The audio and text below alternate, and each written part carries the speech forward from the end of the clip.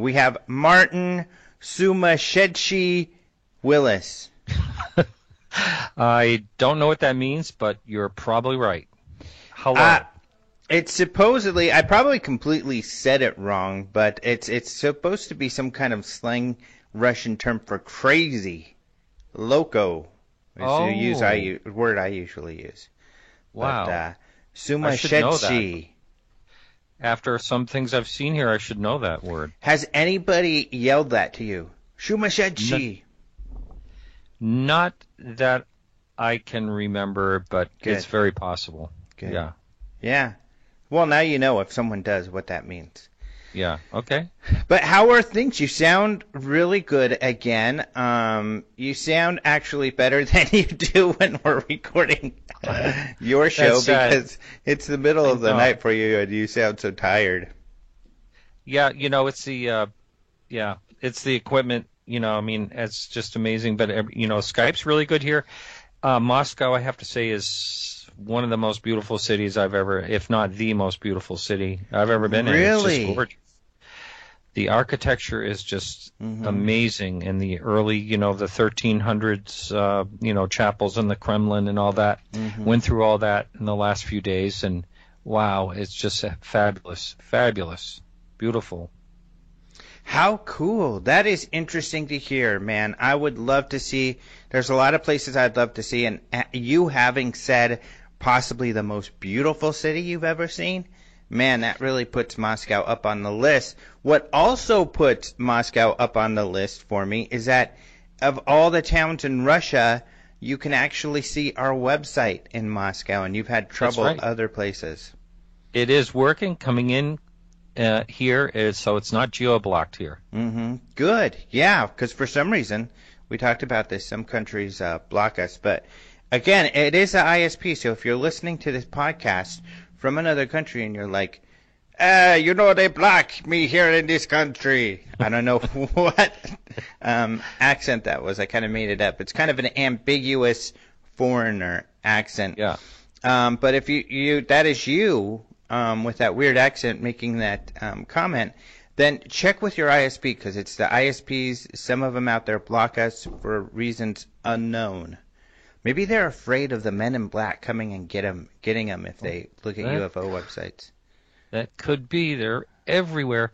I do want to say this city has 12 million people. New York City is like, 87. 8.7 million. And there's 12 here. It's unbelievable. Wow. So are people on top of each other though, like New York, or more spread out, like in LA? More spread out. Yeah. It's hard to believe that there's that many people here. I'm in what's considered Moscow, but not near the downtown. It's probably about 15 miles to get downtown from Red Square from here, or maybe a little bit more, maybe like 20 miles to Red Square. But it's not. There's hardly any skyscrapers. It's just spread out. Wow. I just heard from a local person. They said it takes you a day to drive through Moscow. I don't know if that's true or not, but it is. It's there's these big, huge apartment buildings with like thousands of people in them. It's amazing. How cool. That is amazing. And I saw on Facebook some of your pictures, so you have some pictures there. But that's really cool to hear. It's really interesting to hear about, other places in Moscow. So cool. That is really cool. I had another Russian question for you, but I can't remember what it is. But so let's just kind of move on. Okay. Let's talk about our guest. Our guest, as far as I know, I'm the first to have him on the podcast, and I think after people hear the interview, everybody's going to want to have him on because he's cool. But his name is Finian Handley, and he is actually an admin for our Open Minds UFO News Facebook group. I didn't even know how he became an admin, to be honest, because we kind of inherited the admins from the old MUFON Facebook group for our group because they're just extremely talented. They're a great group of admins. And Karen King kind of headed that up, along with Richard Hoffman, who we had on the show not long ago. That was a great show, too. and they kind of brought everybody over, which was great. And he came along because he was someone that they had identified as someone who could do a great job at it, and he has done a great job. Very grounded, skeptical point of view, which I appreciate because I think it's important for us. Well, you and I both have that aspect or perspective because we're looking for the truth. We just don't want to believe everything. And however, he has had this amazing sighting that I think he even talks about how it's just, for a skeptic, it's just crazy that he could have had such a weird sighting. So we talked to him about these sightings and his perspective and some of the news that he's come across and the modern ufology and some of the hoaxers and stuff like that we have to watch out for. So that's what we talk about. He's in the UK, so it's another international connection. So it's kind of fun. We're talking to you in Russia. We're getting our UFO news in Russia, and then we're going to the UK to talk UFOs with a researcher, UFO enthusiast out there. And I don't, by the way, using that word, some people really think that they hate that word, UFO enthusiast, but I don't. I mean, when you're writing, it's an accurate word. Someone is enthusiastic about UFOs. I guess that's what I would be considered, really. Yeah, me too. I would say I am too. I'm not really an activist, and I'm not out there on the street, I think we are doing something to help get the word out and help, hopefully, and I've heard that, influence people to take the whole thing more seriously. But yeah, I'm an enthusiast. Yeah, no, I think it's good. Like you just said, you probably get feedback like I do about my show. That people are saying thank you for bringing these people to us and talking about this and all that, and not going off the fringe. Yeah. So yeah. Yeah. So I'm excited for this for you all to get to know Finn. It's really cool stuff. And then for those of you that are in the Open Minds UFO Facebook group, you'll recognize who he is and his sighting, and you'll know more about him when you're in there interacting with him. Now, about the group, it is a closed group. But if you want to join this Facebook group where we just have more discussion, we have a lot of analysis of the UFO photos and videos that are posted. Mark D'Antonio, who is the MUFON photo analyst, is another admin for the group, and he's in there analyzing. So are Finn and other people who are very good at it now that years of it has happened. But it's very respectful debate and discussion on all of these topics, and that's the whole point. That's why it's a closed group, is that if people break the rules, such as being total jerks or trolls or just off topic, we all know that on the internet there are just people who are not productive or friendly and just completely inappropriate. Those people get kicked out because this is a safe space for us to discuss maturely and respectfully. Because we respectfully disagree on stuff. What do we? Yeah, I mean, there's debating allowed. It's just not disrespectful debating. What do we disagree on? Have we disagreed on something? I'm sure we have. We have. It's on show number 217. Oh yeah. No. That's when you called me that really bad word. I can't remember what it was, but yes, I do recall one show we did have. You totally were. We had totally opposite ideas, which is fine. That was just one. Oh, you know what? I think it was on one of those shows was the year-end review, where it's me, you, and Lee. That's right. That's what it was. I do remember that. Because there's always stuff Lee and I disagree about on that show, and there's stuff that you and I disagreed about. But that's what's fun about that show. I know what it was about. The Roswell slides. Bum, bum, bum. Oh yeah, you think they're real? No, don't go there. No, that's not true, everyone. Don't, no. I thought it was one of the most spectacular things of the year, and you did not. Yeah.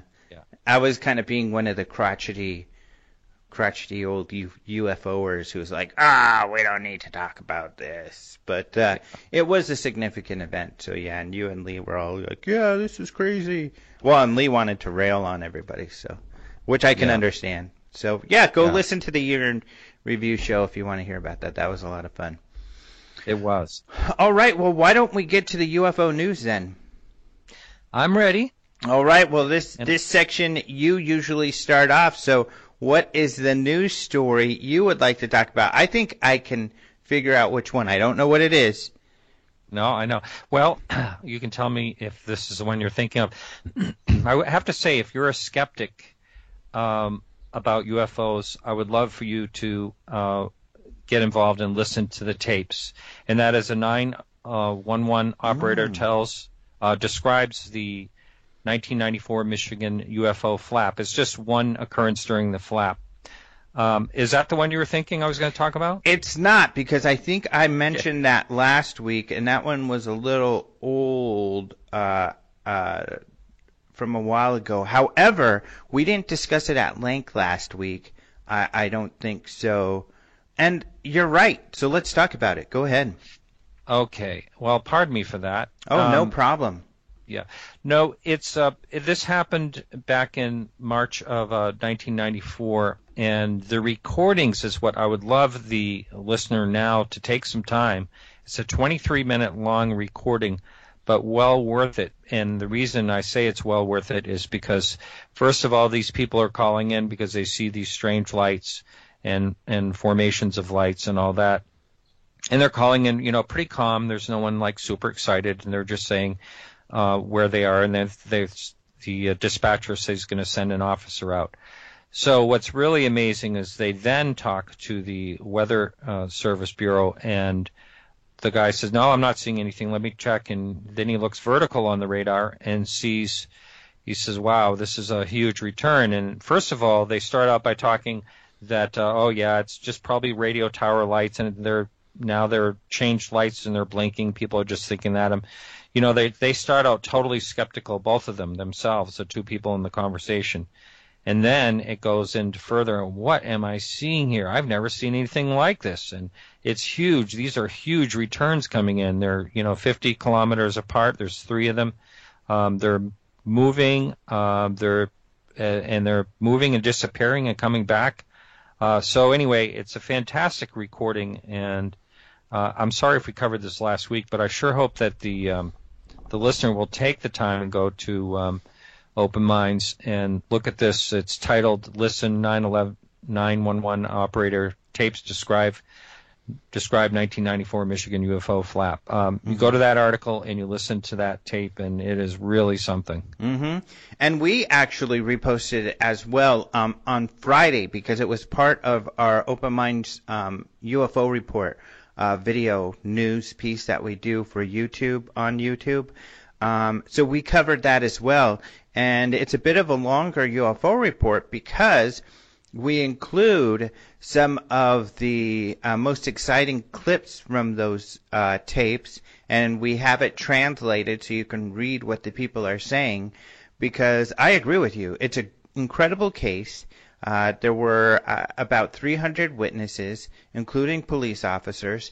Even in the tapes you hear the dispatch saying, yeah, we have an officer reporting the same thing that you're talking about on radar, 3 or 4 of these objects in the same area you're talking about. So you're right. It's so cool. And that is the best part. You even have the radar guy at one point saying, oh my God, really excited.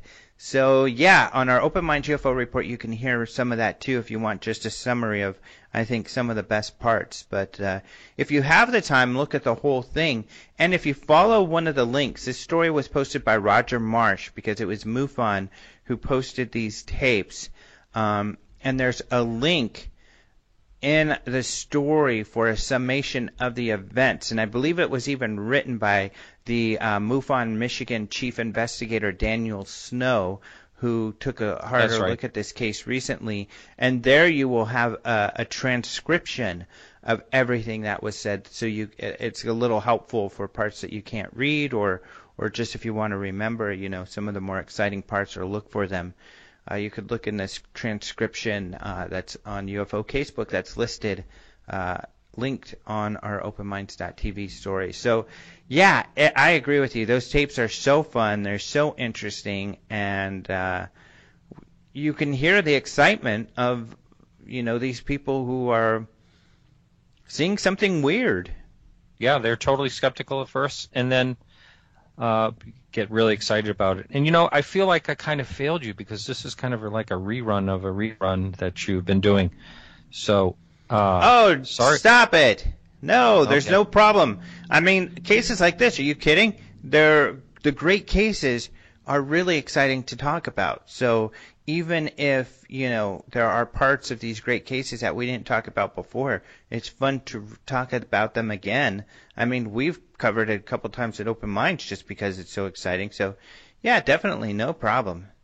All right. No problem Okay. at all. So, yeah, great stuff. However, this is a story I thought you were going to talk about because And I know what it is. Yeah, you know what it is. So you Yeah. tricked me there, probably on purpose. You probably did. were like, I'm Yeah. going to not choose that one just to trick him.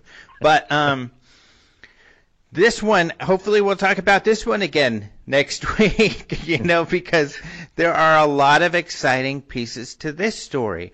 This is a story that was written by Paul Stonehill. And Yep. actually, a part of this, he wrote us a story a few years ago that we posted on the website that's also included in this story.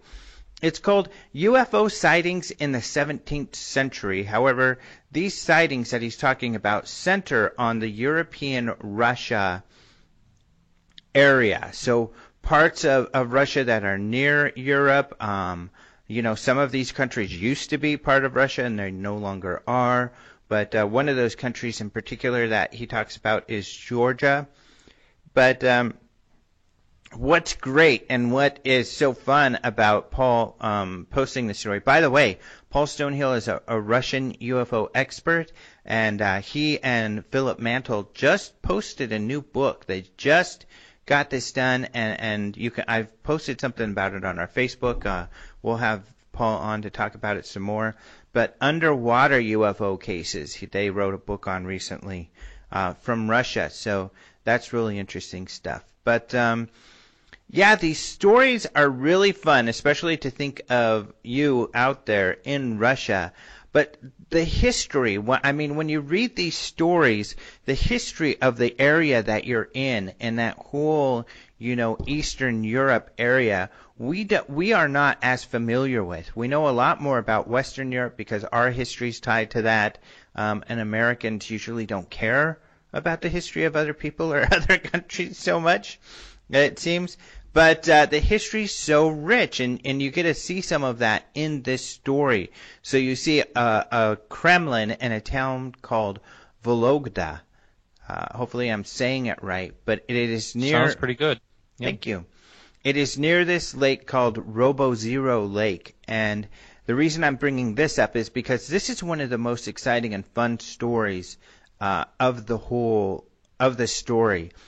And this is a very big sighting. I guess it's one of the most famous ones out there in Russia, where in the late 1600s, 1663 to be exact, there was a ball of light that was seen over a lake, this Robozero Lake. And there were tons of people around who witnessed this.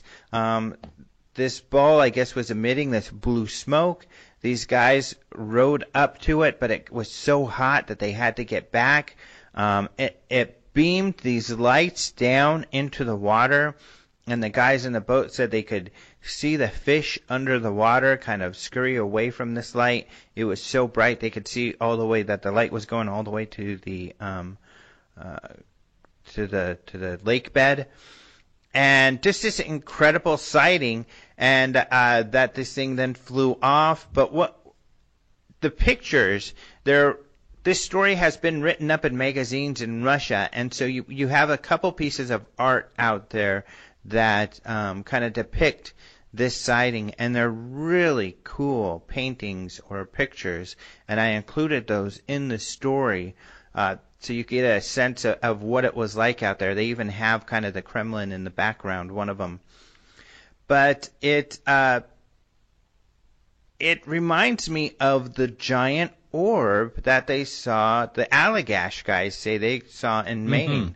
So you might remember this story. A few months ago, we put out a documentary kind of on this story where we edited together interviews with these guys and this incredible sighting they had in the 70s in Allagash, Maine. But it was a giant orb like this and over the water, over this lake. So really cool sightings. It's a great story. Yeah, I love this one.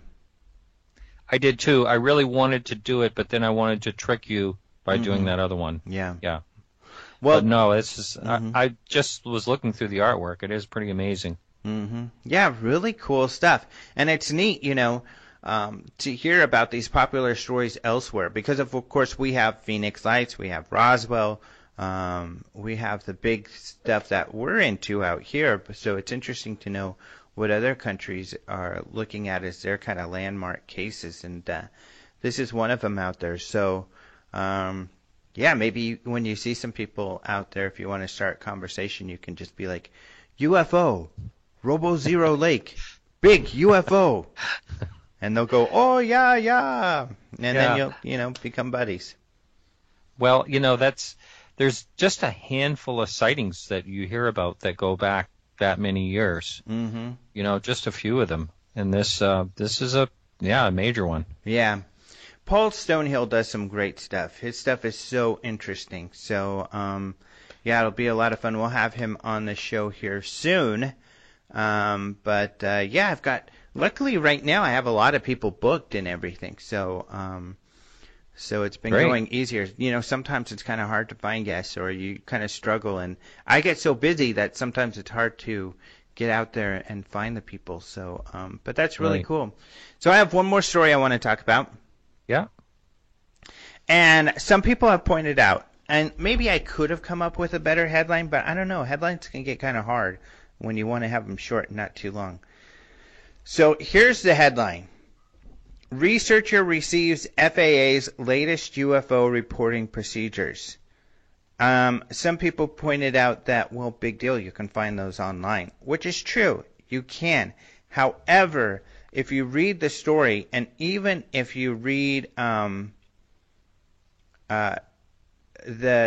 top thing I wrote, like my first sentence is, while searching for the Federal Aviation Administration's UFO files, a researcher using the Freedom of Information Act recently received the FAA's procedures for taking UFO. Blah, blah, blah, blah, blah.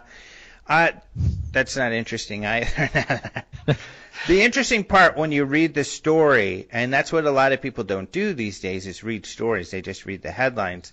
But is that they told him, so he put in a FOIA saying, I would like all of your UFO files, FAA. They replied and said, okay, here you go. And all they sent him were 2 pages of their manual that reviewed UFOs, which is their reporting procedures. And according to them, that's all of their UFO files.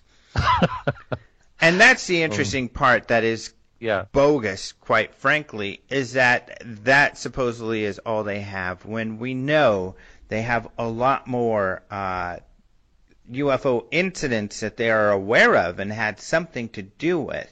So at the end of the story, I review, and I have a couple of videos related to one of those incidents, perhaps the most famous and most significant, which is the Chicago O'Hare UFO sighting. I knew you were going to say that.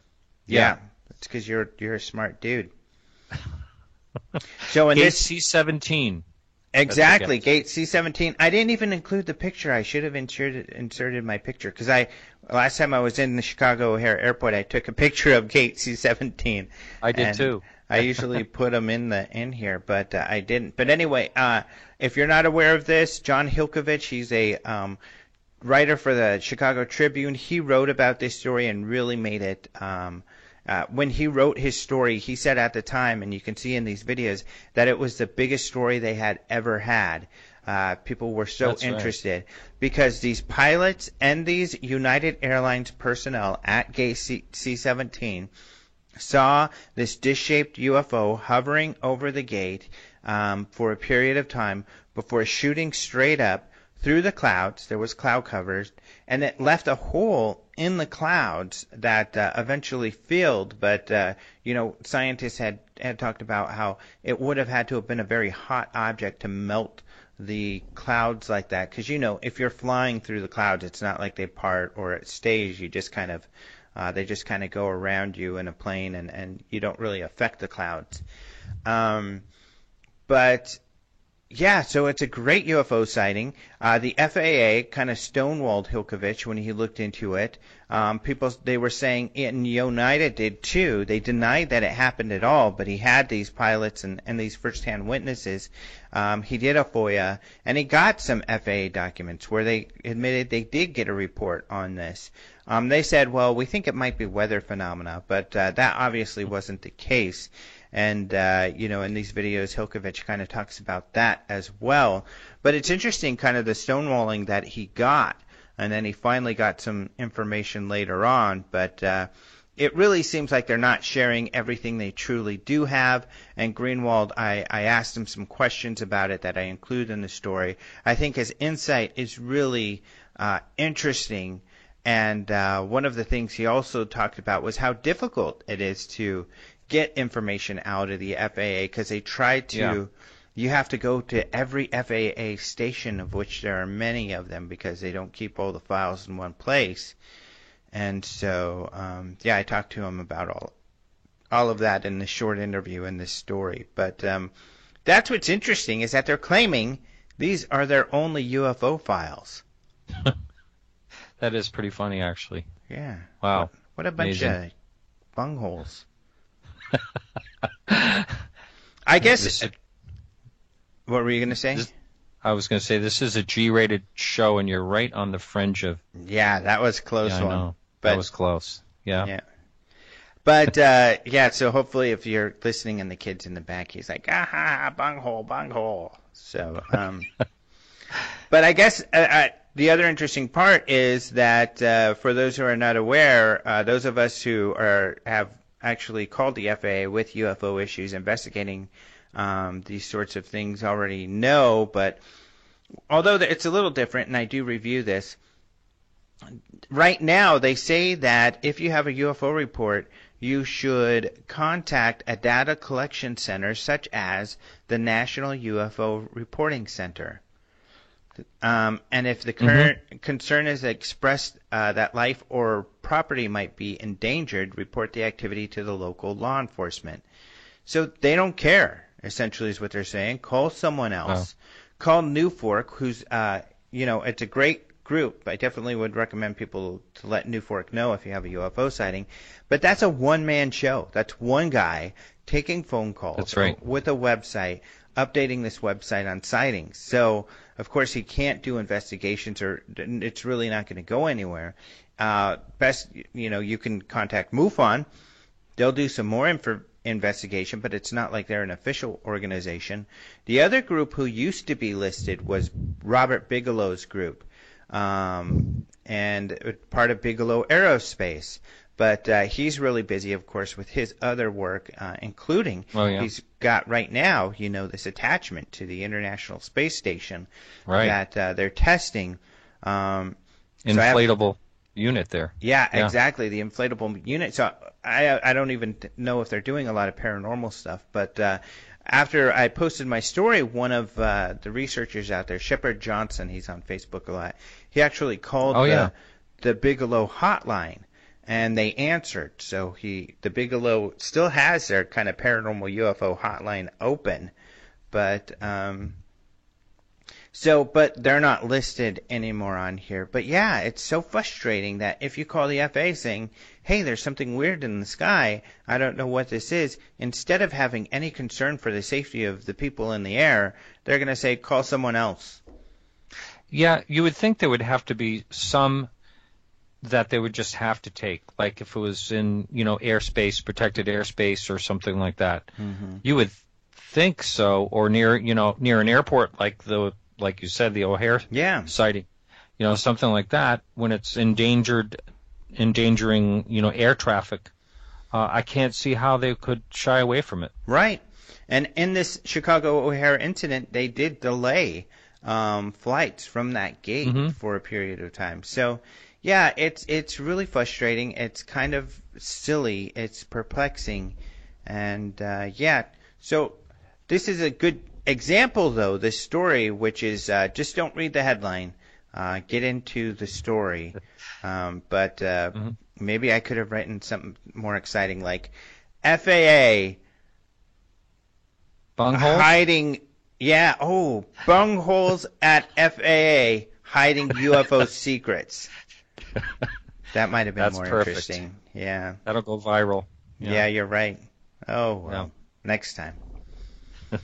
All right, that's it for the news that I have. Of course, we have a lot more news. Every day we're posting something. Roger has a lot more MUFON stories up on the site, some of them interesting, such as this guy, saying that he remembered in the past some helicopters escorting a cigar-shaped UFOs.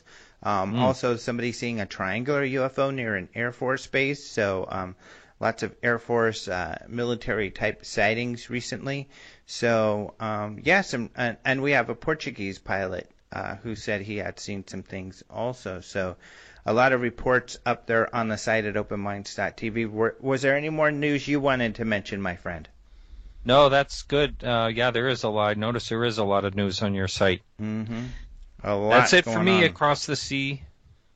Oh, that rhymed. That was nice. I know, that was an accident. Yeah. All right. Well, thanks for joining us once again, Martin. You be safe over there in Russia and have fun in Moscow. Post some more of those beautiful pictures. I will. All right. And can't wait to hear the interview. I can't wait to hear that guy's sighting. Yeah, it's really interesting. So why don't we go ahead and get into that, and let's talk to Finian. I am very excited to have on the show Finian Handley. Hello. Hey, how you doing? Good. How are you? Yeah, I'm good. Good. Had a nice day. So it's almost like, well, it is late at night there, and why don't you tell everybody where you're at? I'm in Monmouth, a little town just on the border of Wales and England. Mm-hmm. Yeah, a really nice little place.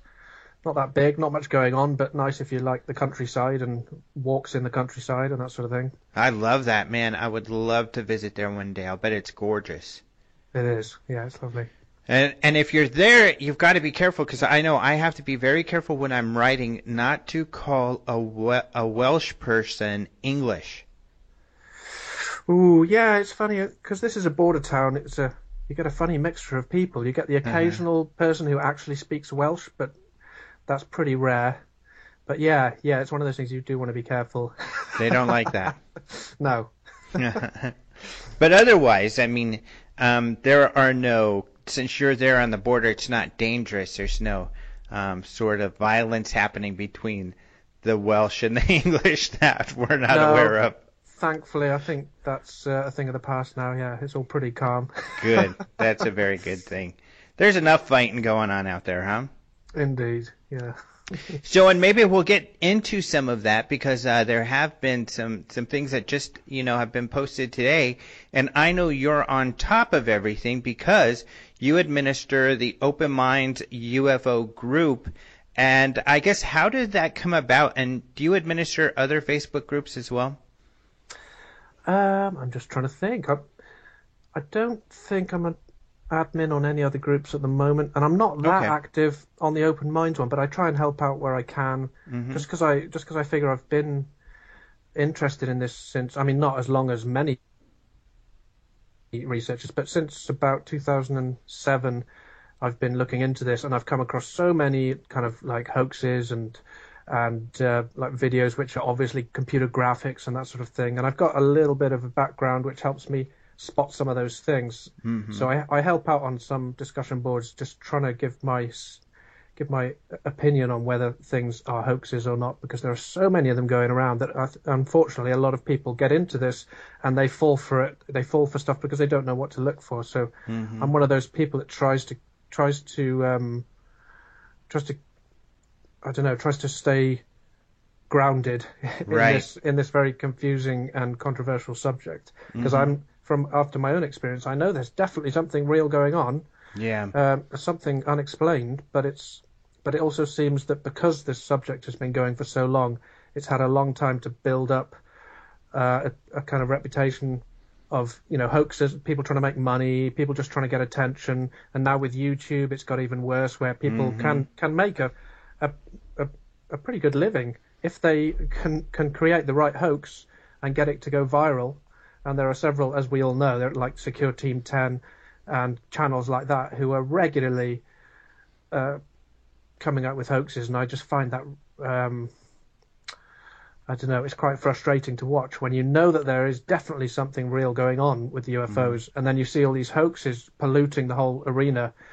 So yeah, occasionally I like to kind of speak out and say when I think something's a hoax or not. Yeah, which is helpful, and we'll get into some of those hoax sites because I think that'll be interesting. And I think that the listeners, for the most part, are aware, but it's always good to remind people and to talk about this because your UK tabloids have gone haywire with some of these hoax sites. Yeah. We'll talk about that. But first, I want to get into your background and your experience. However, I did have a question for you. So I think you came over as an admin from the MUFON Facebook group that was taken down, and then luckily I thought you guys did such a great job because the admins there were so grounded that luckily, you know, a lot of you came over and have helped out with our group. How did you get involved with that Facebook group? I don't think I was an admin there. If I was, you weren't. Well, yeah. If I was, it may have been for the last couple of weeks or something. I don't think I was though. But I'm good friends with Karen King. So that's how it happened.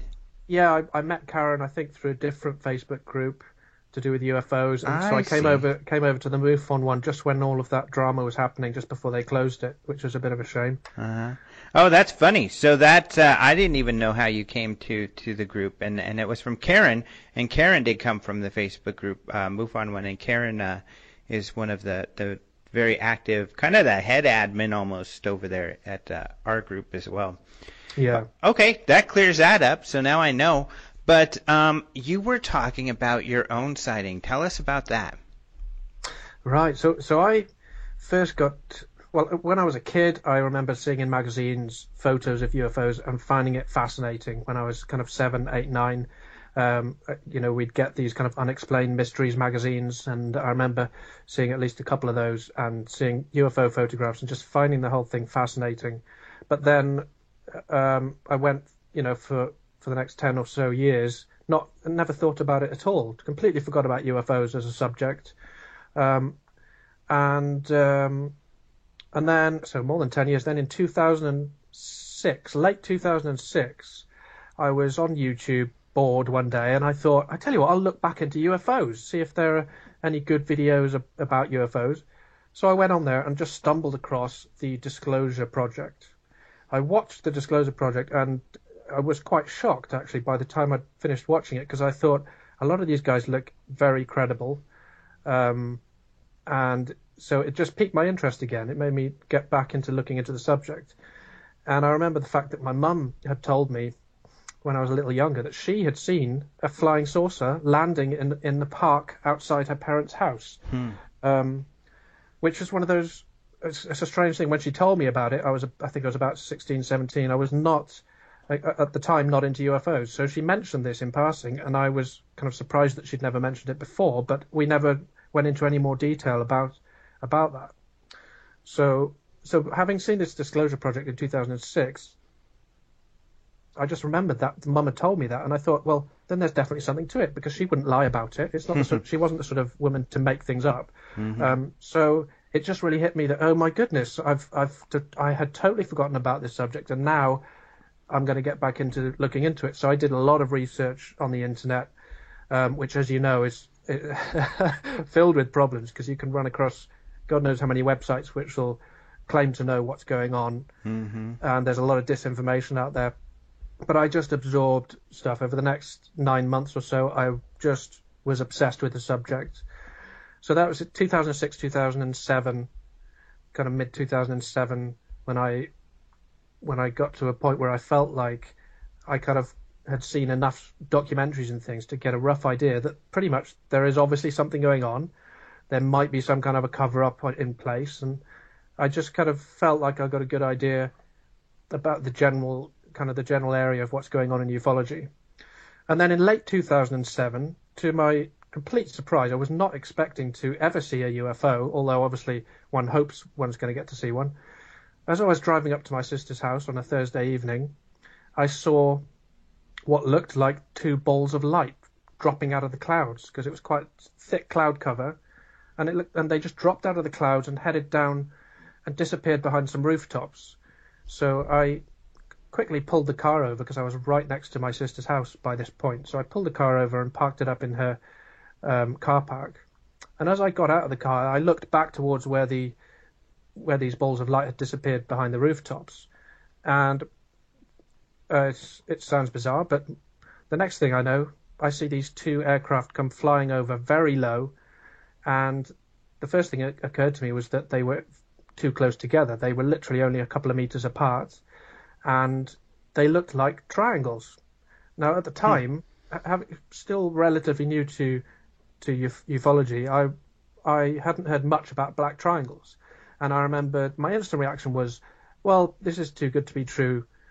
This can't be a UFO. That would be kind of silly. This must be some kind of aircraft I've not seen before. So the balls of light, I kind of blew that off. I just completely censored that from my memory, and I never really thought about it again. But the aircraft, I was just really impressed with them. They were so low, they were really close together. I didn't hear any noise, but it just looked like two plain black triangles with white lights on each corner and a flashing white light in the center. And I think the flashing white lights were part of the reason why it was easier for me to just blow it off as being some kind of aircraft, and I had misidentified it. So that was late 2007. Now, let me see. It was on the 8th of December in 2007. So I'd seen those, and I thought, okay, maybe that was a UFO sighting, maybe it wasn't. But I think you could safely say it was ambiguous. You could say it was an ambiguous sighting. Couldn't really tell for sure what I was looking at.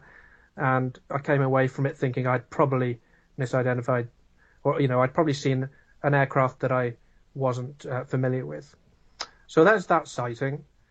And I kind of thought that was it. If it was a UFO, you don't expect to ever see one again. But then the following year, I had moved house, and I was now living in Monmouth. Before, I was living just outside Monmouth. Now I'd moved into town in 2008, and I just started working for a taxi company. So I was doing 6 days a week, driving around town, and I know Monmouth really well because I've lived here my whole life. So it turned out to be a good job for me. And then come September, I'd been working with the taxis for a couple of months. It came to a Friday night on the 26th of September 2008. I picked up a customer in the taxi from one of the local pubs because it was around 10 o'clock at night. Can you still hear me okay? Yes, I hear you fine. Okay, sorry, I've got a bit of interference on this end. Uh-oh. So anyway, I pick up a customer in the middle of town, and I'm heading up the dual carriageway, heading out of Monmouth, kind of in a northerly direction. And lo and behold, I see what looks like these two black triangles again, in the same formation. In other words, really close together, just 2 or 3 meters apart, and they seem to be flying in the opposite direction to where I was going in the car.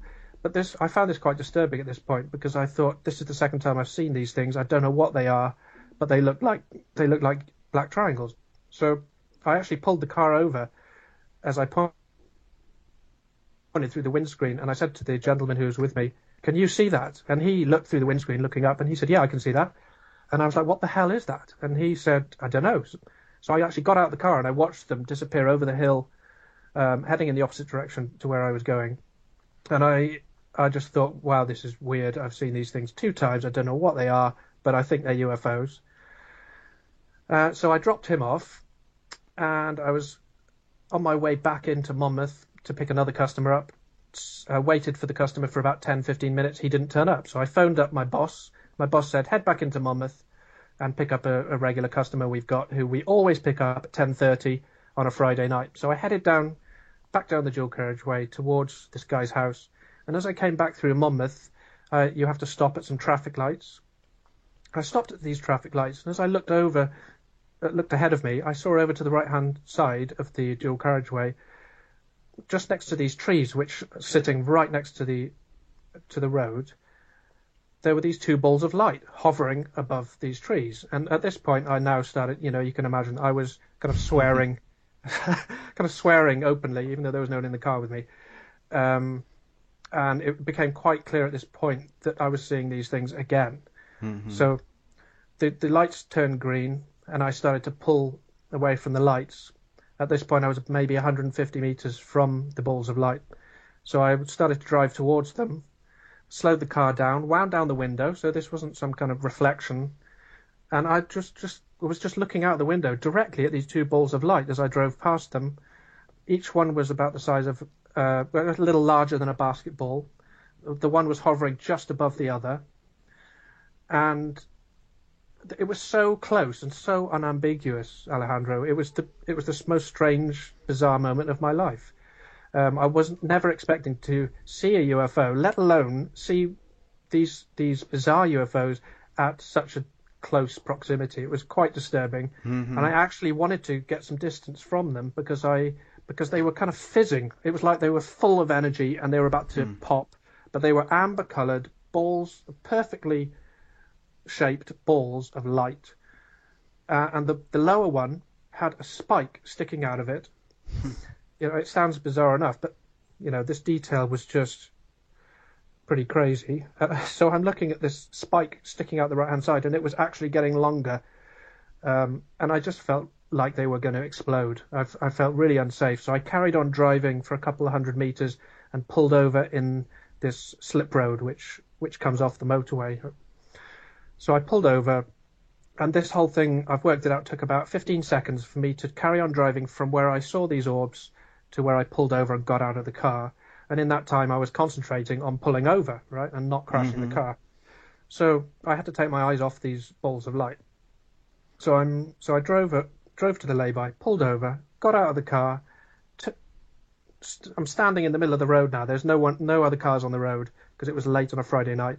And I turned round to look towards where the balls of light had been, and now, bizarrely, there are these two, in exactly the same place where the balls of light were, there are now two black triangles hovering about 3 or 4 meters above the treetops, and it was like something out of a Steven Spielberg movie. It was absolutely, it was ridiculous. These two aircraft, they looked futuristic, they looked really, they just looked incredible.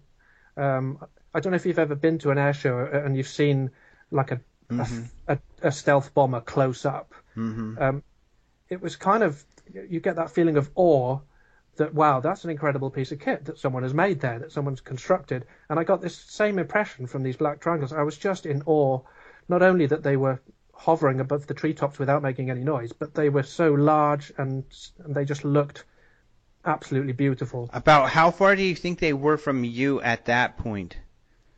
So I've managed to work it out on Google Earth because I know the exact tree that they were hovering above because of the shape of it, and I know exactly where the slip road is. So I've gone onto Google Earth and I've worked it out. It's exactly 250 meters. So I was stood about 250 meters away from these triangles, and so they were hovering above the trees side by side now, and I watched them for about 5 seconds before they started to slowly move across the motorway.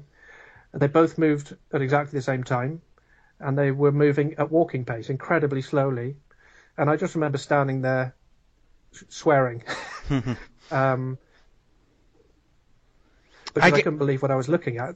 I'm sure you've been asked this question. Where was your phone? Did you try to take a picture? Yeah. This is one of those, it's the great question of UFOs, isn't it? Why didn't you get a good photo? Well, I've got several kind of excuses. The first one is that because I'd been living in the country where there was no phone signal before I moved to Monmouth. When I did finally move to Monmouth and I got this job with a taxi firm, I had to buy my first mobile phone. Now, for a lot of people in 2008, they're probably thinking, well, I've had a mobile phone for years by then. Well, for me, this was my first mobile phone.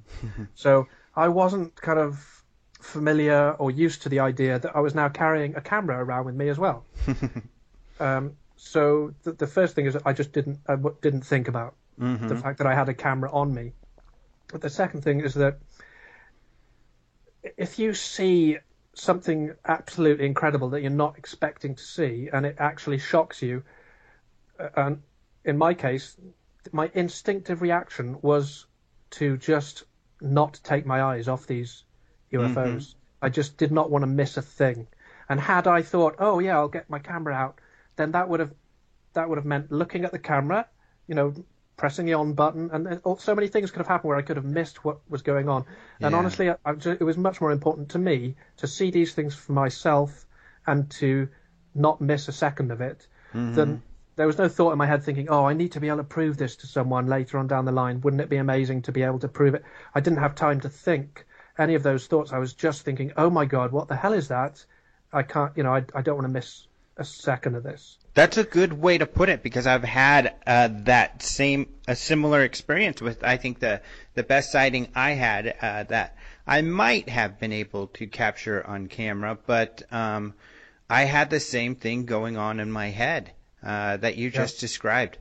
Yeah, I mean, I've because I live near a place called the Forest of Dean. I've been driving my car at night, and suddenly I come across a huge, in two different occasions, I've met deer on the roads, which are quite rare to see a wild deer. So I've been driving and I've suddenly come across a huge deer with these huge antlers, and you wind your window down and all you're thinking is, wow, that's incredible to be able to see something like that that's rare. And you're not necessarily thinking, oh, okay, I've got to get a photo of this. I think it's one of those horrible things about UFOs in general, though, because you know that there's someone who's had a similar experience to you who was actually holding a camera at the time and could have really easily got a snap, but it just seems to be part of the design of these encounters that that's never going to happen. You're either not going to be allowed to in some way, or I don't know. It just seems to be part of the design of this mystery. No one will ever get a good photo. And when someone's, when you see a video on YouTube saying, amazing high quality footage of UFO, the maths are pretty good. The odds are on your side if you guess that that's probably going to be a hoax, because what are the chances? How many really good bits of footage are there of UFOs? I can count them on one hand. In all the years I've been looking at UFO footage, I can think of 3 or 4 videos that I think might be genuine, which is a pretty sad state of affairs. Maybe I'm a little overly skeptical. I think you're right, though. I agree with you 100%. Yet, there are people like you who are having these amazing sightings. So the sightings are happening, but unfortunately, like you mentioned, they just don't seem to be able to be captured. I mean, it is difficult to capture things on video in the first place, much harder than people may think. Especially at night. At night. Oh, God, yeah. And I'm sure many people have felt, they see the deer in the forest, or they see a cool jet in the sky, and you get out your phone and you record it, and you're just totally disappointed by what you get. It's small and in the distance, or, I saw this in Mexico. I had my GoPro, and it wasn't that deep, where I saw this incredible lobster that was colorful and everything, and I got my camera and I pointed it at it and I got some footage, and I thought, this is going to be incredible.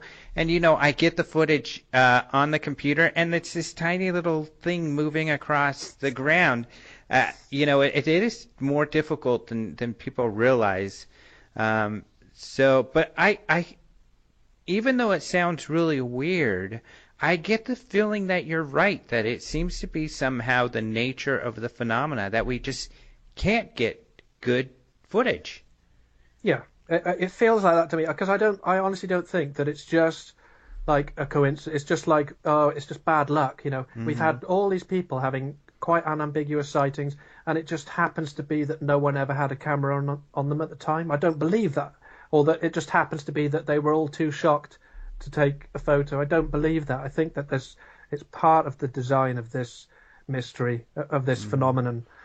It's kind of funny because on the one hand, people are like, "Oh, come on, that's ridiculous." But then Yeah. when we watch science fiction, like Doctor Who or something, he's scanning people, and they can scan to see if there's any technology.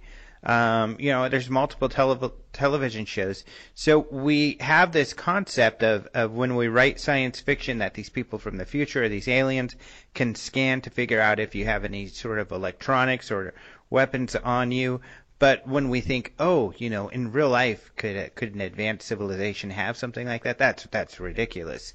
So I mean, it's possible. That would be one answer. Yeah, and it's not something. I mean, I'm just speculating myself. Obviously, no one knows the answer to these things. And I'm a member of several groups of skeptically minded people who look at these things like from the default point of view that they take is that, well, it's probably not real. It's probably some kind of illusion or some kind of a mental thing. So I can totally see how, from a skeptic's point of view, it's a bit of a cop-out to just say, oh, well, it's just that people can't take photos of the UFOs because the UFOs don't want them to take photos. That's a bit too easy, isn't it? Yeah. But it does seem like that there's something going on where you're never going to get really good evidence for these things. And yet one of the things that really sticks out from my experience in my memory is that the whole thing just felt, it's like when you've seen so many movies with these things in, and there's always this great cool music playing in the background, like a Spielberg film. You get this really cool orchestral arrangement in the background, and everything's all very emotional. But when I saw these things, they were kind of almost mundane in their physicality. They were quite obviously two aircraft hovering above the trees, and there was nothing ghostly about this. They were two solid-looking physical aircraft that looked, comparable to a stealth bomber, but much more streamlined and minimalist. And it was kind of the physicality was almost mundane. It was that these things were definitely there. There was nothing illusory about it. This wasn't some kind of hologram or a ghost or a hallucination. They were just blatantly sat there in my face, and there was no denying what was going on. I don't claim for a second to know what was controlling them, and obviously the skeptics will say, well, it must have been some kind of a military thing. I'm not ruling that out for a second. Even though they started off as these kind of balls of light and apparently changed into much larger craft, who am I to say that we haven't got that technology in our military? I don't know. But I also know that had I no knowledge of the military or ufology, I think my instinctive reaction would have been to think, wow, these look like something not of this earth, because of the way that they behaved, the way that they looked so beautifully made, so perfect. I can totally see why people who have these experiences then go with the assumption that it must be alien, because they just looked so incredible. And you said they just coasted off slowly, I guess, until you lost sight of them? Well, this is where it gets even more bizarre, because they started to cross the road, and the whole time they were actually changing size. So they started off as equilateral triangles. There was no doubt in my mind. They were equilateral when I saw them floating over my sister's house in December 2007, and it was also two equilateral triangles that I saw with my customer earlier on on the September evening.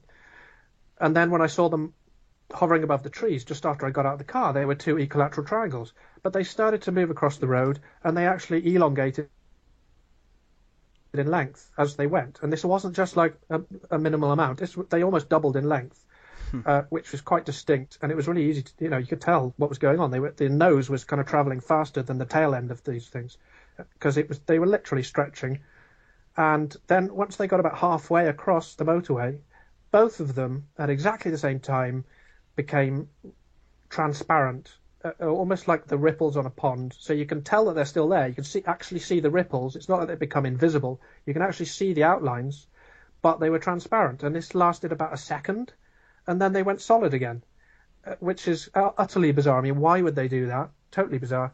And then once they got to the other side of the road, they both turned their back ends to me, and one of them headed off up the motorway, and then the other one headed over the river at a right angle, heading towards a little housing estate where I now live. And the whole time they were absolutely silent. They had these distinctive-looking blue lights along the back end of each one, which were bulging, sticking out of the bottom. They were like really big lights, whereas all the other lights on them just looked like your standard kind of LED, very small but quite bright lights that you'd see on helicopters and aircraft and that sort of thing. So it was, yeah, and that was it. And then they disappeared, and I got in the taxi because I was quite new to the job. I thought, some people are like, well, why didn't you chase them? Well, first, I was on the wrong side of the road. Mm-hmm. I would have had to switch over to the other side of the motorway. But secondly, I'd just got a new job and didn't fancy getting fired. Right. Wow. And what was, have you estimated the size of the triangular craft? Mm-hmm. I made a video about this that I've posted, and I can link you to it. And it's okay. I'm quite lucky that, because I know the area so well. Where the sighting actually happened was right next door to the school that I spent 7 years at, my secondary school, and a few hundred meters away from the local petrol station, or as you'd call it, gas station. And the roof over that gas station was basically the same size as these triangles. I was instantly able to estimate it. When I saw the triangles, I thought, okay, they were about the size of the roof over the petrol station. And that petrol station has got 12 pumps under it. So you could fit 12 cars. If you parked the cars up, you could fit about 12 cars under each black triangle, which is pretty big, but not the sort of size that some people have seen where they're saying it was the size of a football pitch. Mm-hmm. These weren't that big. So had they had pilots in, I would expect them to be a 1 or a 2 pilot fighter jet. So pretty large, but not super large. Mm-hmm. Wow, pretty strange. And to see that twice is even more peculiar. Yeah.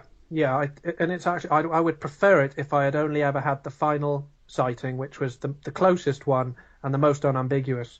Because when I tell the story, I think it stretches credulity, doesn't it? Mm-hmm. To say, oh yeah, I saw these UFOs not once but twice, or well, it was actually 3 times. It was there was one sighting on the Friday, the 8th of December, and then on the 26th of September 2008, there were the 2 sightings, one with the customer, and then another one 20 minutes later, all on my own, and that was the final one where they were just hovering above the motorway.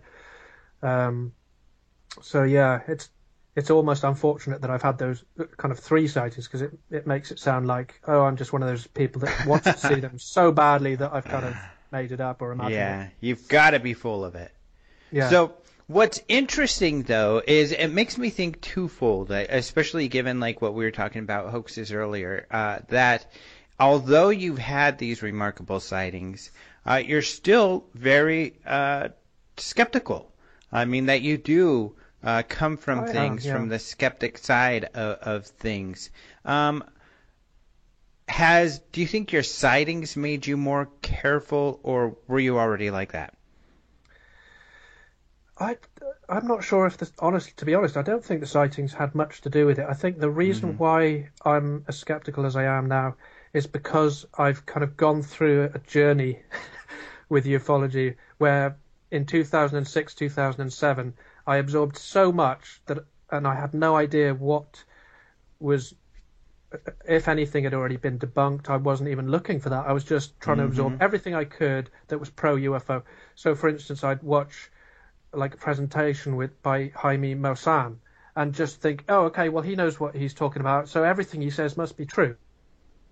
Mm-hmm. I watched the documentary about Billy Mayer. Are you trying to say that everything Jaime says isn't true? No, not at all. He's a lovely guy. But I just think, I fell for a lot of stuff that it turns out later on I discovered after doing more research that there is questionable evidence. So, for instance, Billy Mayer, he has his followers. I'm quite convinced that he hoaxed a lot of those photos. So, but when I first looked into him, I just thought, wow, why would a guy like that lie? It must all be true. And I was quite shocked.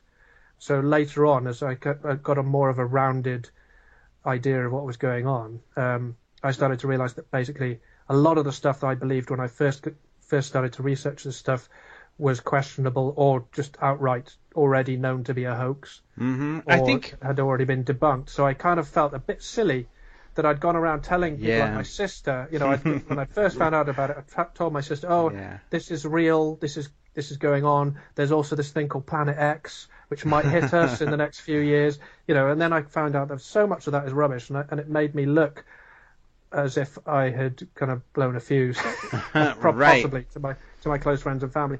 Whereas now, I'm kind of at the other end of the scale. My default position is to be skeptical of every piece of purported UFO evidence, whether it's a video or a supposed whistleblower. And I think some people think I've taken that too far. Some of my friends have, I've fallen out with a couple of people on Facebook where they basically think I'm being too skeptical. Happens to me all the time. Yeah. So it's just one of those unfortunate things. Because I believed so much and found out that so much of it was wrong, I think it is the correct position now is to be skeptical because I've learned from my mistakes, basically. Yeah. So I'm skeptical, but I'm also completely aware that there is definitely a small percentage of this subject which is absolutely legitimate, real. I'm quite convinced, although that we haven't got the kind of evidence we'd like, I'm quite convinced that there is some sort of a cover-up going on, because even just from the perspective of the military, if they know that, if they have any inkling that people like myself are having the sort of encounters like the one I report, then they will be wanting to get hold of maybe satellite photos of these vehicles, unless, of course, these vehicles are already ours, in which case our military already knows about it, in which case there's still some kind of a cover-up going on, because they are letting people like me have these experiences and feel completely confused about what's going on. Yeah. So it's kind of unfair. If this is our military doing this, what the hell are they playing out? They're playing some kind of a mind game with their populace, with people like myself who are left thinking, could that be aliens? Do you know what I mean? That's not a good place to put someone if you know that it's actually just a military vehicle. But the way they're flying these things around so unambiguously is disturbing, I think, to say the least. If this is us, if it's us, it's disturbing that they're doing this. And if it's not us, then I'm actually less disturbed by that. It's kind of, you know what I mean?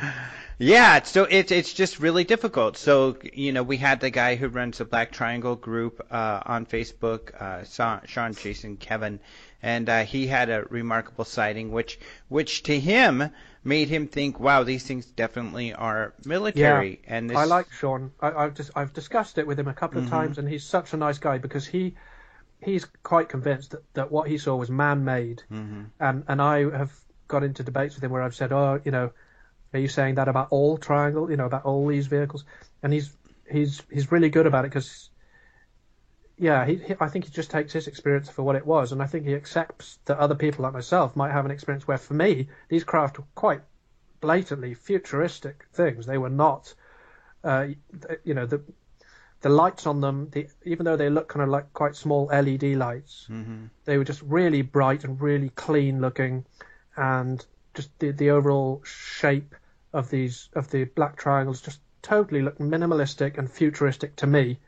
But the thing is, though, I think Sean got a bit closer to his triangles, didn't he, than I did. I was 250 meters. I think he was kind of like right underneath them. But he proposes this idea that you touched on that is really fascinating in that if they are man-made, or even if some of them are, then he argues, and I think he makes a strong argument, that because so many of these black triangles seem to have been so blatant, like, hey, look at me, it's like you talked about, some sort of program where they want people to see them and think they're alien, and that's really, like you said, that's quite concerning.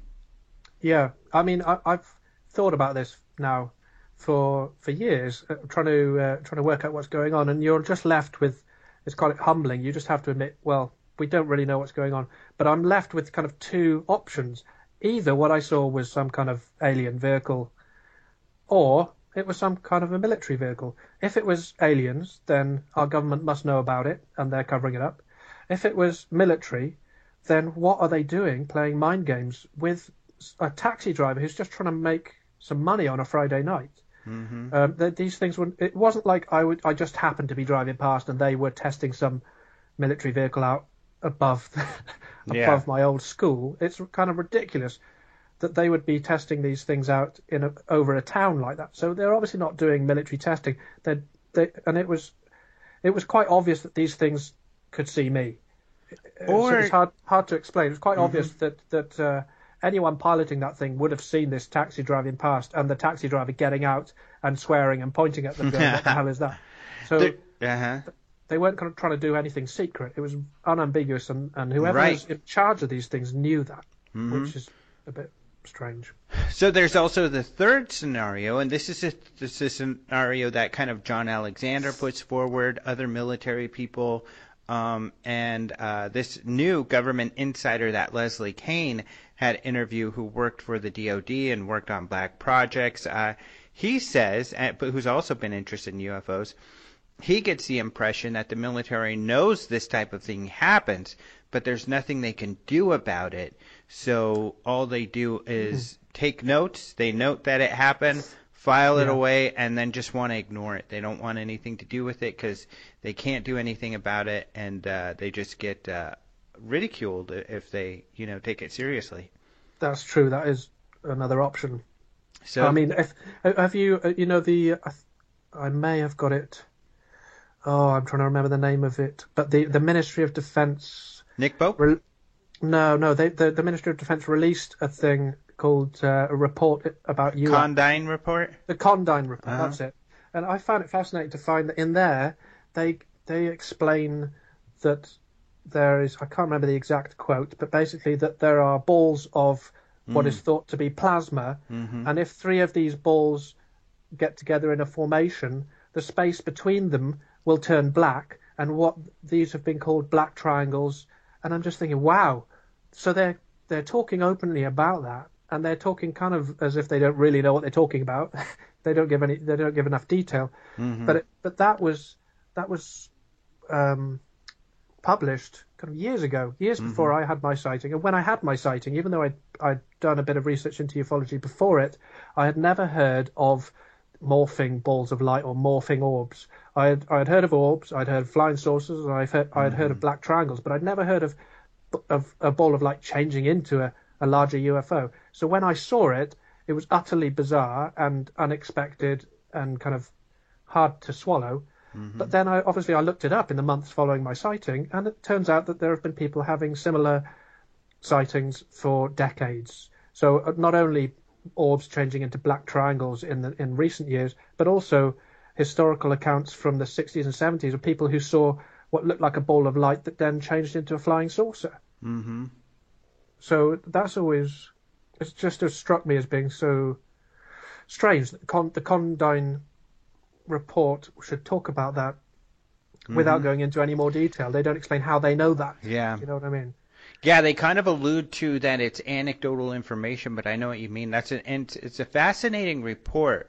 But, the other thing that makes me think, getting into the hoaxes, is that, there will be people, and I think this is a lot of what happens, who listen to an account like yours, and they're like, oh my gosh, this is amazing. They go online, they look for black triangles, and then they get these videos. And they watch these videos, and they're like, wow, this is just the same thing that Finian described, on the show. This must be real. And I could see how they would, be more open to some of these videos that inevitably, for the most part, turn out to be fake.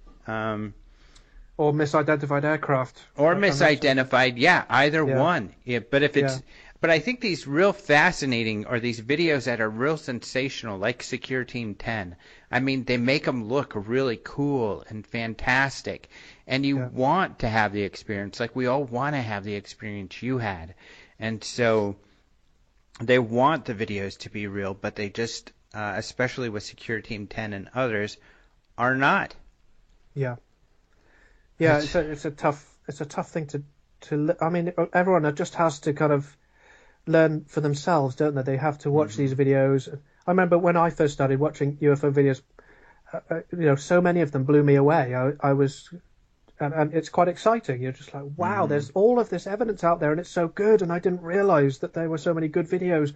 And it's only through sitting down and watching them and actually doing some research into see whether anyone has debunked them, and if someone has debunked them, look into the details of why they've debunked them. Is it because they actually, in most cases, because they really do understand photography and they can explain things in ways that you might not have understood because you haven't got that background in photography or videos to understand just how easy it is to have a misidentification. I mean, it's so easy to see a plane in the distance. I saw one the other day. It was the sun was just the right angle that the sun was hitting this aeroplane, and it made it look like a much bigger than it was because the light was reflecting straight at me, so it made this plane look like a big ball of light.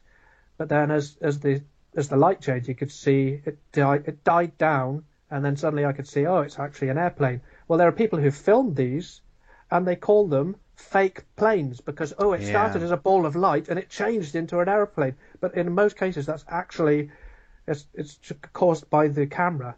The camera is kind of overexposing the light and making it bloom out and look a lot bigger than it is. So, yeah, there are so many pitfalls when you start to get into so many things to misidentify. Chinese lanterns do look kind of like orbs from a distance. So, having actually seen what I can 100% say were actually orbs, balls of light with some kind of UFO, that they were definitely just perfect balls of light, and I was seeing them from a distance of about 10 or 15 meters away. So they were definitely UFO in origin, if you know what I mean. They were actually some kind of an unidentified craft. And I've also seen Chinese lanterns on God knows how many occasions. And about a week or two after my sighting, I was driving a taxi through town, and a Chinese lantern floated over the road, and it really made me jump. For a second, I thought, oh, it's happening again. Oh, my God, it's happening again. And then I calmed down. I was like, no, it's a Chinese lantern.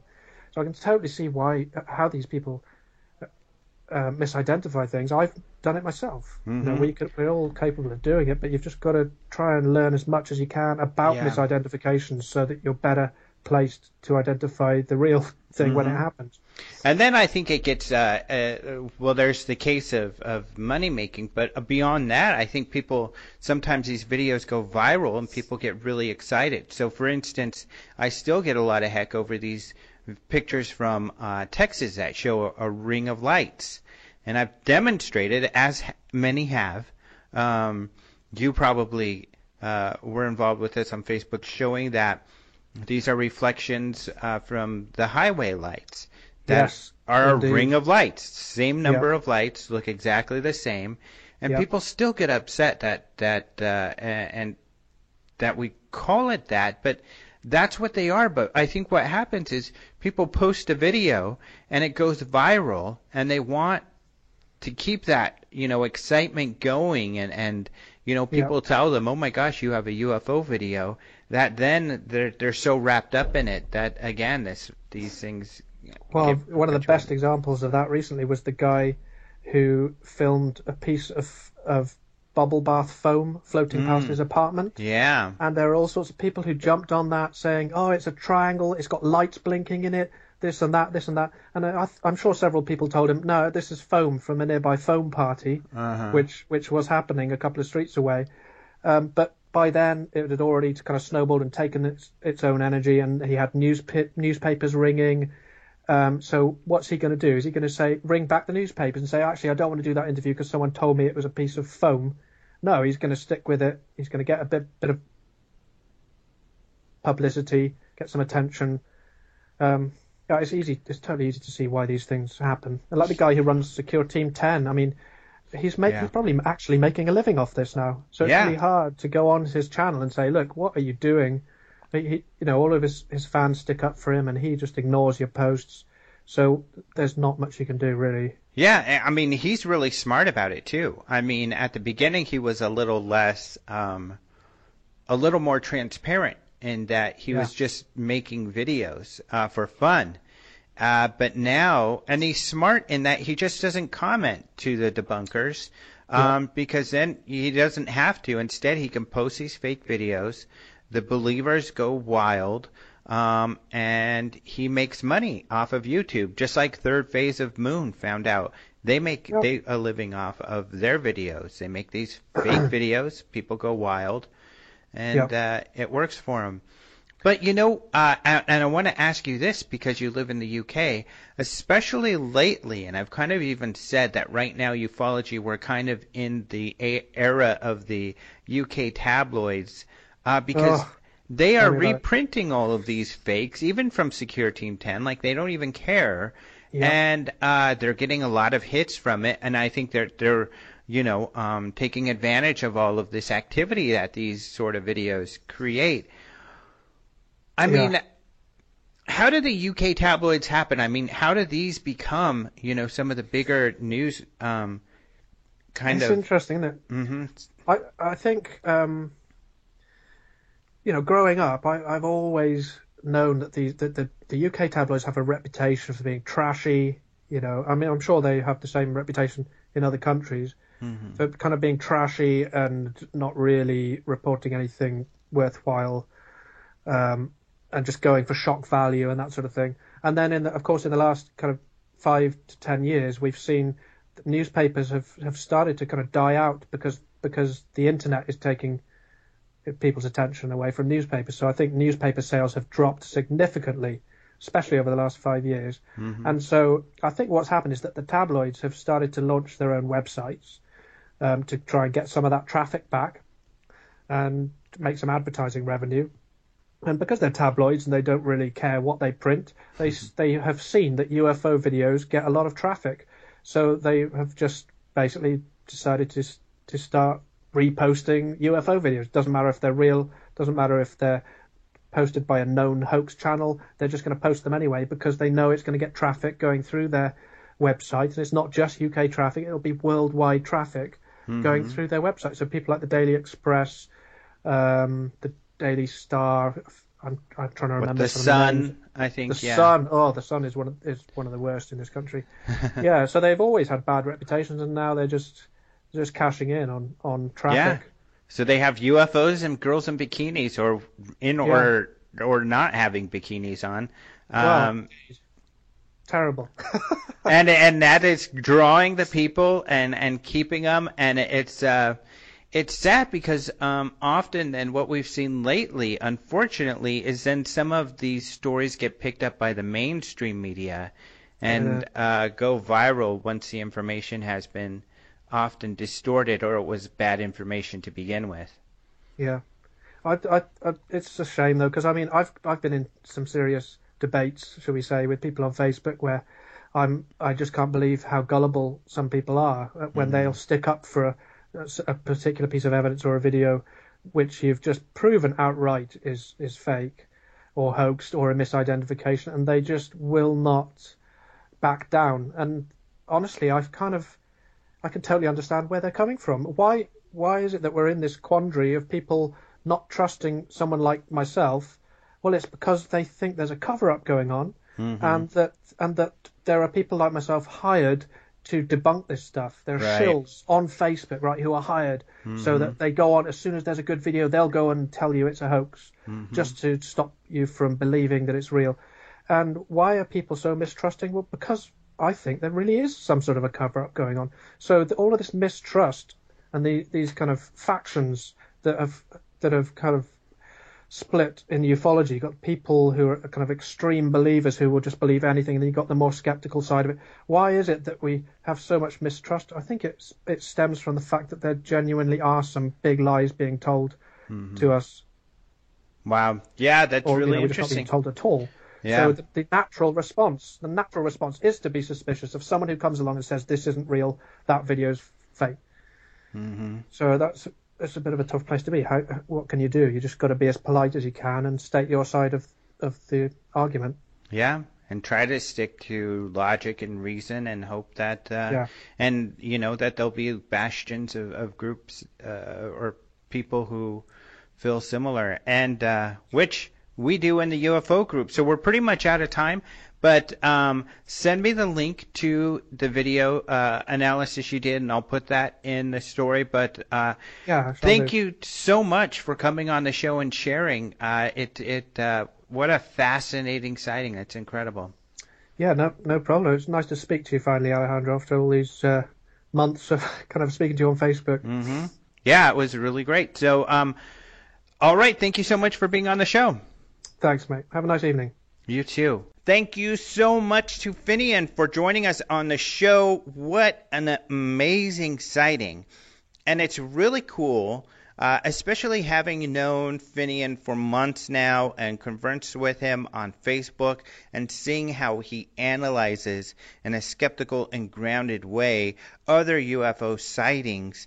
It makes it even more amazing to hear this incredible experience that he had. And baffling. It's just, what the hell is going on out there, people? Weird stuff. So thank you so much to Finian for sharing that information. By the way, he mentioned how he has this YouTube video where he analyzes and talks about his sighting.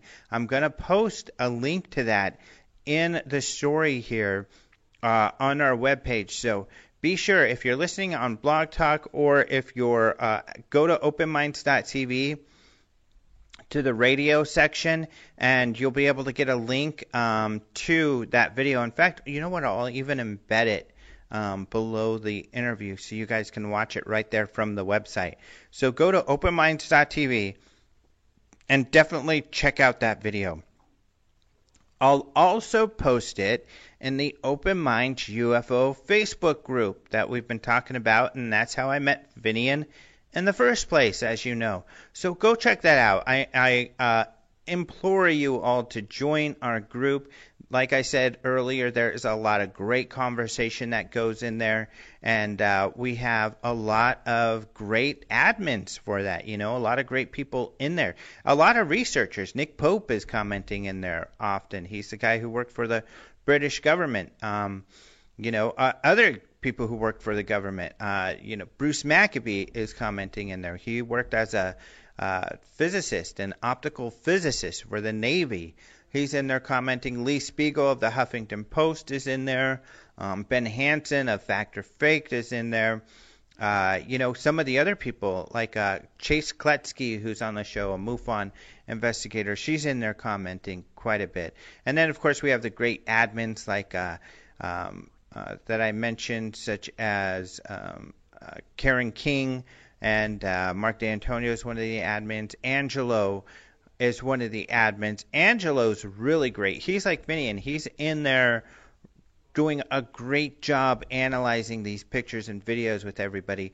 Dave Blank is in there. He volunteered at the UFO Congress. Some of you might have met him there. Great guy. He's also from the UK. I think he said he was born in Germany, but he lived in the UK most of his life and has been over here. And now it lives in Arizona, so I get to see him a little more. But anyway, we have a great bunch of admins in there who are helping out. And Richard Hoffman, who we had on just recently, is the guy who he's also an admin. He's really busy with his other MUFON duties, but he's in there commenting as well. Just a lot of great people. So it's only been open a few months, but it's growing. We already have a couple thousand people in there. And so it'd be great to have you in there, and you can keep up on the stories and see some of the really interesting analysis and join in on the conversation. That's what those groups are all about, is discussion. So thank you very much to Finn. Be sure and check that out. And also, thank you to Martin Willis for joining us at the beginning of the show. Of course, he does Podcast UFO, another podcast on this sort of topic where we do the opposite. I join him for the news, and then he does his interviews over there. So join him for that. I also want to thank Caleb Hanks for doing the introduction and music. And I want to remind you of a couple things. First of all, we're going to be posting speakers for the UFO Congress really soon. We're also going to be taking registration for the UFO Congress really soon, like in the next couple of weeks. And this is really exciting, and I'm going to be pushing this, and you're going to hear this over and over again, because this is going to be the main thing I'm pushing going forward. Not only the Open Minds UFO report, which you can find on YouTube, but also all of our lectures. So at our conference, we record our lectures. And to be honest, I don't know that anybody records their lectures at the quality that we do. And I say that not just to brag. I'm bragging about, I guess, a bit about what we do, but we have a lot of expensive equipment in order to record these. Plus, we have our extremely talented video guy, Michael Klein, who heads all of that up, and then he masters these videos. So, and it's important for us to document these lectures, because these lectures are really important. I mean, this is UFO research by a bunch of different researchers who work really hard to discover this information, and then they share their incredible findings every year at the UFO Congress. Some of these speakers have already, unfortunately, passed away. Others of these speakers, you just rarely see, and will probably not see again, people such as Bob Lazar or Jacques Vallée. These are people who just don't do UFO conferences, period. And that we were lucky enough to get them to come to our conference and do talk. So we've recorded this. Plus, there's people like George Knapp who do amazing work, but rarely speak themselves. In fact, George is saying he's just too busy to really do this ever again, and you don't see him much. But we've got Travis Walton and some of the witnesses who saw this, him supposedly getting taken by this UFO. And we have videos of more videos of the witnesses that anybody has out there, besides the Jennifer Stein's documentary. She's got a lot of the witnesses on that too. But we have full lectures and full, panel discussions with these guys. But we have all of these videos that we now have up on our streaming site. So if you go to openminds.tv and look at the video portal, you're going to have access to all of these videos. So for one low monthly price, you can look at just tons and tons and tons of videos that you will have access to, and it's gold. I mean, for UFO research, this really is some of the best stuff out there. I mean, there's this amazing lecture from this guy about strange alien cases, these incredible cases. This guy was so great. His name was Alejandro. Now I am tooting my own horn on that one. But you can see those lectures and more. Antonio Huneas, who worked for Open Minds, you can ask anybody. He had some of the best lectures out there, some great information. Anyway, I could go on and on and on about the great lecturers. But check this out. Just go to the site and at least look to see who's up there. And I think that once you see the names up there, you'll be like, OMG, I need to subscribe. So go ahead, do it. Subscribe and be part of the club, and it'll be a lot of fun. So we do work really, really hard to provide all of that information, and the cost is minimal. The cost for the conference, really, we are very price conscious to keep the prices low. And even though we don't, and I say this over and over again, because people complain, why do you charge money for all this, man? It should be free. Well, that would be nice, buddy. But if you saw the price tag on on one camera, of the cameras that we use, or some of this equipment, people don't realize all of this equipment that you need, this expensive equipment to do, this quality video. It's really expensive. So, in fact, if you go to my Facebook, you can also see a 360 of our office. I got a 360 camera where you can scroll around like Google Street and you can see inside of our office and see what it looks like. But all of this stuff is really expensive. Luckily, my boss has an interest, and he doesn't make money off of this. He spends money to get this information out to everybody. So I just help us recover some of that money, so hopefully we can stay open longer, and also, enjoy it, because that's really why we do it. We put it all together so we can get it out there so you all can view it and enjoy it and learn and get some of this information and knowledge that you're hungry for. Because unfortunately, there's just not, in our opinions, enough outlets for this sort of news. People are afraid of it. They think it's silly, or they think that they're afraid of the ridicule. But it's really important stuff. I think you all would agree. This is a genuine mystery, and it's fascinating, and it has an impact on our culture. And that's why we need to pay attention, and that's why we exist, to get that information out there, because no one else is going to do it. This Hillary Clinton talking about UFOs has got the mainstream media getting some information out there, but still very little. They're really just talking about what she said, not real research. They're touching on it a little bit, but we're getting more of that out to you, so which is important. It's great stuff. So